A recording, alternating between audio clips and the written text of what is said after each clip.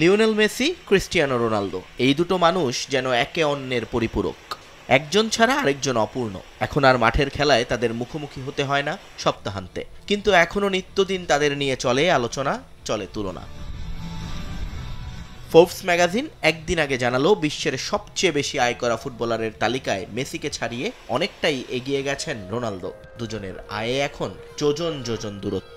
কিন্তু একদিন না পেরোতেই এবার মেসিকে উপরে ওঠানোর চেষ্টা অ্যাথলেটিকের। যদিও দাবিটা তাদের নিজেদের নয়, খুদ মেজর লিগ সকার প্লেয়ার্স অ্যাসোসিয়েশন নিজেরাই প্রকাশ করেছে এক হিসেবের খতিয়ান। সেখানে দেখা যায় অনন্য এক রেকর্ডের মালিক বিশ্বজয়ী মহাতারকা।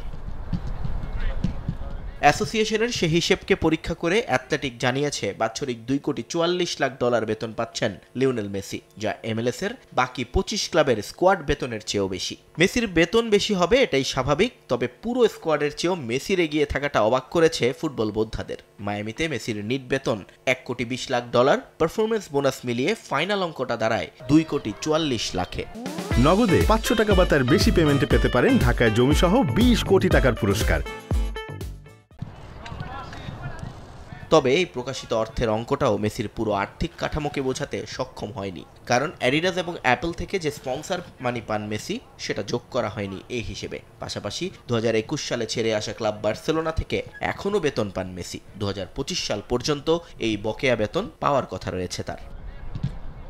মেসি আসার আগ পর্যন্ত মেজর লিগ সকারের সবচেয়ে বেশি বেতন পেতেন টরন্টো এফসির ইতালিয়ান ফরওয়ার্ড ইনসিনিয়ে। এখন তিনি আছেন তালিকার 2-এ, 3 নম্বরে মেসির বন্ধু সার্জিও বুস্কেটস। নিয়ন মোহাইমিন, সময় সংবাদ।